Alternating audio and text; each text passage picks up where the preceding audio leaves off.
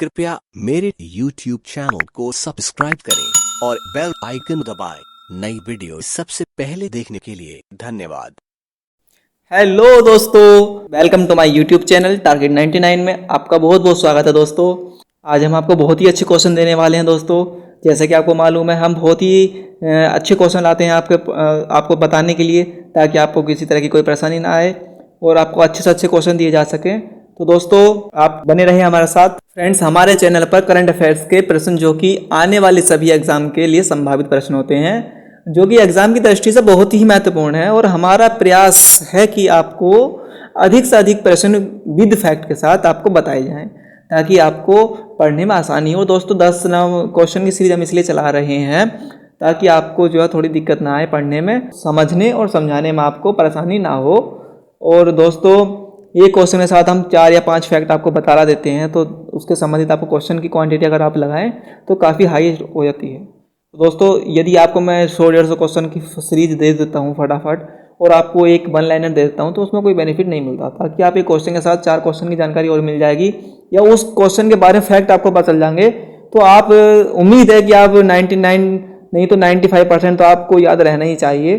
क्योंकि एक क्वेश्चन के बारे में यदि हमें 4 बात पता होती हैं, तो उम्मीद है कि वो क्वेश्चन काफ़ी लॉन्ग टाइम तक हमारे याद रह जाता है। तो आइए देर न करते हुए आगे बढ़ते हैं अपने क्वेश्चन की ओर। तो दोस्तों पहला क्वेश्चन है हमारा। आपको मालूम है कि हम हमेशा की तरह आपको रिवीजन करवाते हैं कुछ क्वेश्चन का, तो आइए पढ़ लेते हैं जल्दी जल्दी वन लाइनर के तौर पर। क्वेश्चन नंबर 1, किस राज्य में लगभग 148 वर्ष पहले शुरू हुई राजधानी हस्तांतरण की प्रक्रिया किस राज्य की प्रक्रिया है? तो दोस्तों जम्मू एंड कश्मीर की है। क्वेश्चन नंबर 2, विश्व एथलेटिक्स ने कोरोना वायरस की महामारी के मद्देनजर टोक्यो ओलंपिक क्वालिफिकेशन अवधि किस समय तक स्थगित कर दी है? तो दोस्तों ये दिसंबर 2020 तक के लिए ही इन्होंने इसकी जो है डेट एक्सटेंड कर दी है, बढ़ा दी है। किस देश की खराब अर्थव्यवस्था से निपटने के लिए इस प्रक्रिया की चर्चा हो रही है? हेलीकॉप्टर मनी एक प्रक्रिया है जिससे कि किसी भी देश की बैंक, हेड बैंक जो होती है, जैसे अपने यहाँ RBI है, तो दोस्तों वो क्या करती है, वो नोट अधिक मात्रा में छाप देती है, जिससे कि जो है वो समस्या थोड़ी कम हो जाए, और वो नोट जो है वो सरकार को दे देती है, और सरकार जो उस नोट के जो उपयोग करने के बाद सेंट्रल बैंक को वापस लौटा देती है। और दोस्तों मैंने अपने लास्ट वीडियो में उसको अच्छे से आपको डिस्क्राइब किया है, तो आप देख सकते हैं जाकर के उस वीडियो को भी।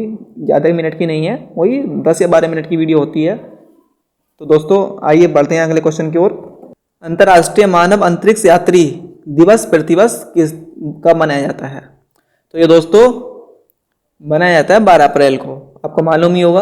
और क्वेश्चन नंबर 5 चलते हैं। वर्तमान समय में भारत में कच्चे तेल को सामरिक पेट्रोलियम भंडार के रूप में रखा जाता है। ये दोस्तों विशाखापट्टनम में, जो कि आंध्र प्रदेश में है, वहाँ पर इसको स्टोर किया जाता है, और इसको बढ़ाने की ओर जो है सरकार इसके लिए प्रस्तावित आदेश कर रही है, ताकि इसका जो क्वांटिटी और थोड़ा बढ़ जाए। तो आइए दोस्तों नेक्स्ट क्वेश्चन हमारा, क्वेश्चन नंबर 6, किस देश की अध्यक्षता में G20 देशों के ऊर्जा मंत्रियों को आभासी बैठक आयोजित की गई है?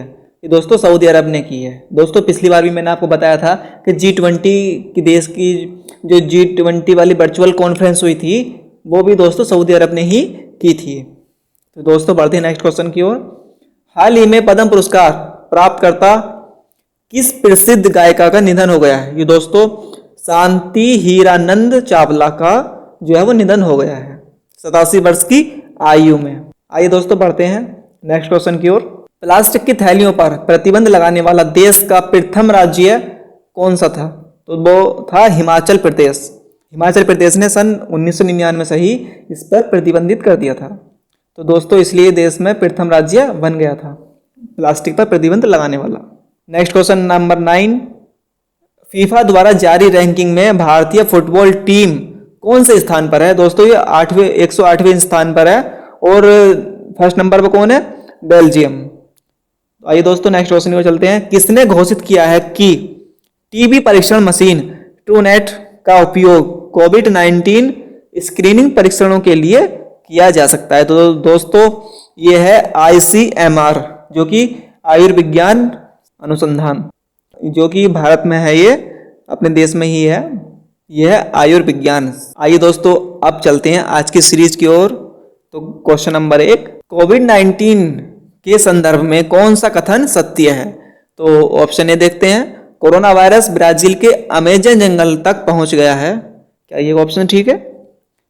देखते हैं आगे ऑप्शन बी, हाल ही में कोविड-19 से ब्राजील की यानोमामी जनजाति के एक 15 वर्षीय लड़के की मौत हो जाने के बाद इस जनजाति में कोविड-19 संक्रमण फैलने की आशंका बढ़ गई है।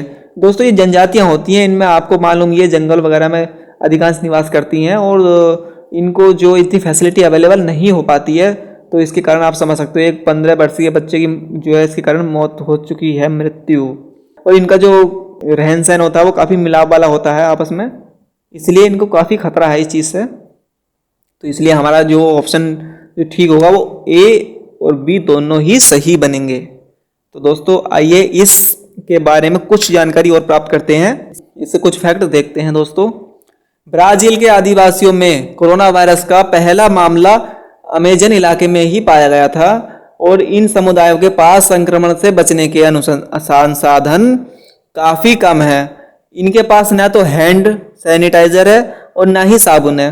कोविड-19 से ब्राजील की यानोमामी जनजाति के एक 15 वर्षीय लड़के की मौत हो जाने के कारण इस जनजाति में कोविड-19 संक्रमण फैलने की आशंका बहुत बढ़ गई है। ब्राजील 300 से अधिक निर्जातीय समूहों के अनुमानित ये 8 लाख जनजाति लोगों का निवास स्थान है। आइए दोस्तों, कुछ और फैक्ट जानते हैं इसके बारे में, जिनमें यानोमामी जनजाति की संख्या 27,000 के आसपास है। यानोमामी जनजाति अपने परिवारों के साथ गांवों में निवास करते हैं। इनके गांवों का आकार भिन्न भिन्न होता है, किंतु आमतौर पर इन गांवों में 50 से 400 लोग होते हैं। इस बड़े पैमाने पर सामूहिक व्यवस्था में पूरा गांव एक ही छत के नीचे निवास करता है, जिसे शाबोनोस कहा जाता है, जो एक विशिष्ट अंडाकार आकृति होती है। शाबोनोस गांव की परिधि का निर्माण करता है। तो दोस्तों, आप समझ सकते हैं ऐसी कंडीशंस में क्या हो सकता है। नेक्स्ट क्वेश्चन है हमारा, स्कूली विद्यार्थियों के लिए कोलैब कैड नामक सॉफ्टवेयर विकसित किया गया है। तो दोस्तों, ये किया गया है नीति आयोग के द्वारा। तो दोस्तों, जानते हैं इसके बारे में। 13 अप्रैल 2020 को नीति आयोग, अटल इनोवेशन मिशन जिसे AIM और राष्ट्रीय सूचना विज्ञान केंद्र ने मिलकर कोलैब कैड पहल की शुरू की है। कोलैब कैड एक सॉफ्टवेयर है जो कि स्कूल के छात्रों के लिए अत्यधिक प्रासंगिक है। यह उनकी रचनात्मकता और विचारों को भौतिक बनाने में मदद करता है। हमें ध्यान देना चाहिए कि इस पहल का उद्देश्य 3D डिजाइन बनाने और संशोधित करने के लिए अटल टिंकरिंग लैब्स के छात्रों को मंच प्रदान करना होता है। आइए दोस्तों, बढ़ते हैं अगले क्वेश्चन की ओर। दुनिया में हाइड्रोक्लोरोक्विन के उत्पादन और निर्यात में कौन सा देश शीर्ष स्थान पर है? तो वो दोस्तों अपना देश भारत है। भारत ने ही सप्लीमेंट्री बंद कर दी थी इसकी, और दोस्तों अब इसके जो है रोक हटा दी गई है। दोस्तों, मरीजों को नहीं दिया जाता ये दवाई सिर्फ डॉक्टर लोग ही इस्तेमाल करते हैं ताकि संक्रमितता से बच सकें। आप इस चीज़ को समझ सको। आइए इसके कुछ फैक्ट जानते हैं, क्या है इसके फैक्ट। दुनिया में हाइड्रोक्लोरोक्विन के उत्पादन और निर्यात में भारत शीर्ष स्थान पर है और वैश्विक आपूर्ति में भारत की हिस्सेदारी तकरीबन 70% है। हाइड्रोक्लोरोक्विन एक मलेरिया रोधी दवा है।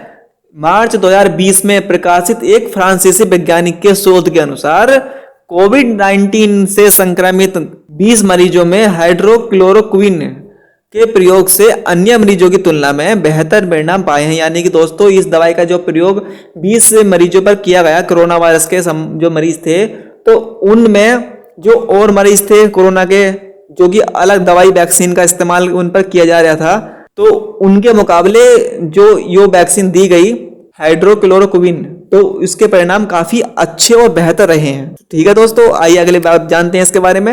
हालांकि विश्व की किसी भी स्वास्थ्य संस्था द्वारा हाइड्रोक्लोरोक्विन को कोविड-19 के उपचार के लिए प्रमाणित नहीं किया गया है। विशेषज्ञों का कहना है कि हाइड्रोक्लोरोक्विन एक रोग प्रतिरोधक है और यह इलाज नहीं है। ये सिर्फ रोग को रोक सकता है, इलाज नहीं कर सकता फाइनली। आइए दोस्तों अगला क्वेश्चन देखते हैं। उन्नयन मेरा मोबाइल मेरा विद्यालय नामक मोबाइल ऐप की शुरुआत किस राज्य ने की? ये दोस्तों बिहार ने की है। आप देख लें सही से इसको एक बार क्वेश्चन को। आइए इसके कुछ फैक्ट जान लेते हैं। बिहार शिक्षा परियोजना परिषद ने राज्य के सरकारी स्कूलों में पढ़ने वाले 6वीं से 12वीं तक के बच्चों के लिए उन्नयन बिहार कार्यक्रम के तहत उन्नयन मेरा मोबाइल मेरा विद्यालय नामक मोबाइल ऐप की शुरुआत की है। दोस्तों इस ऐप के माध्यम से लॉकडाउन के दौरान घरों में रहकर भी छात्र अपनी पढ़ाई कर सकेंगे, जैसा कि आप मेरी वीडियो देख करके कर रहे हैं यूट्यूब से, और उसी तरह से वो छात्र जो कि 6ठी और 12वीं में हैं वो उस ऐप के माध्यम से अपने स्कूली प्रोग्राम जो उस पर देख सकेंगे। इस ऐप पर 6 से 12 तक के सभी कक्षा तक के छात्र किसी भी विषय विशिष्ट की पुस्तकें डाउनलोड कर उसे पढ़ सकते हैं दोस्तों। और इस ऐप पर पढ़ाई के साथ साथ प्रश्न भी पूछे जाते हैं, यानी कि टेस्ट सीरीज भी लगाई गई है ताकि उनको अभ्यास होता रहे। ये किस लिए किया गया है? ताकि जो बच्चे हैं वो अपने रूटीन से बने रहें, उनका रूटीन पढ़ने का टूटे नहीं। ठीक है दोस्तों, बढ़ते हैं अगले क्वेश्चन की ओर। केंद्र सरकार ने भारत में फंसे विदेशी यात्रियों का वीजा फ्री में कब तक के लिए बढ़ा दिया है? यानी कि दोस्तों जो अपने देश में विदेशी लोग आए हुए थे, पर्यटक वगैरह, उनकी जो डेट वो फिनिश हो गई थी वीजा की, लेकिन अभी दोस्तों वो 3 मई तक के लिए उसमें जो है देश में अपने लॉकडाउन बढ़ा दिया गया है फिर से। तो इसीलिए केंद्र सरकार ने भी जो है उनके वीज़ा की जो वैलिडिटी है वो फ्री में 30 अप्रैल तक के लिए बढ़ा दी है, ताकि उनका जो कुछ प्रबंध जल्दी से किया जा सके उनके बारे में। कुछ फैक्ट देखते हैं दोस्तों इसके।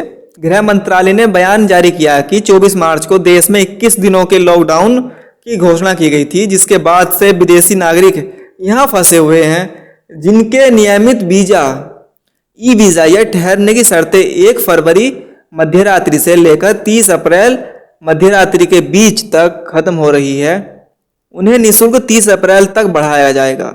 और इसके लिए विदेशी नागरिकों को ऑनलाइन आवेदन करना होगा पोर्टल पर। अगला क्वेश्चन देखते हैं। सुप्रीम कोर्ट ने अपने आदेश में बदलाव करते हुए निजी लेबोरेटरी में कोविड-19 टेस्ट किसके लिए निःशुल्क किया गया है? तो दोस्तों ये PMJY स्कीम और EWS इन दोनों को ही निःशुल्क जो है उपचार किया जाएगा इनका। पहले जो है सिर्फ और सिर्फ PMJAY वाले थे, यानी कि भारत आयुष्मान वाले ही इसका लाभ उठा सकते थे, लेकिन सुप्रीम कोर्ट ने फिर अपना जो उसमें अपने आदेश में बदलाव किया और फिर से कि इनको दोबारा से उसमें रूटीन में लाया है और बता दिया है कि अब इन दोनों को ही जो है निःशुल्क इलाज इनका किया जा सकेगा। तो आइए दोस्तों जानते हैं इसके कुछ फैक्ट। प्रधानमंत्री जन आरोग्य योजना यानी कि PMJAY आयुष्मान भारत योजना यानी EWS जो है उसको भी ठीक है ना निःशुल्क उपचार के लिए उसको दे दी। इससे पहले 8 अप्रैल 2020 को सुप्रीम कोर्ट ने आदेश दिया था कि सभी सरकारी प्राइवेट लैबों में कोरोना का टेस्ट फ्री में होगा, लेकिन नए आदेश में निजी लैब में भी फ्री टेस्ट केवल PMJAY योजना और EWS जो थी कैटेगरी से नीचे वालों को फ्री में उसका टेस्ट करने की अनुमति दे दी है। बाकियों को 4500 रुपये देने पड़ेंगे, यानी जो और बाकी जो लोग हैं नॉर्मल वाले उनको अगर कोरोना का टेस्ट करवाना है तो उनको 4500 रुपये देने अनिवार्य हैं टेस्ट के लिए। हालांकि सरकारी लैब में भी फ्री में टेस्ट होते रहेंगे। आइए दोस्तों अगले बढ़ते हैं अगले क्वेश्चन की ओर। क्रूड ऑयल प्राइस वॉर को ख़त्म करने के लिए ओपेक और किस देश की अगुवाई वाले अन्य तेल उत्पादक देशों के बीच तेल उत्पादन में कटौती का समझौता हुआ है? तो दोस्तों ये रसिया में हुआ यानी कि रूस में। तो आइए दोस्तों इसके कुछ फैक्ट जानते हैं। यह समझौता 12 अप्रैल को हुआ है।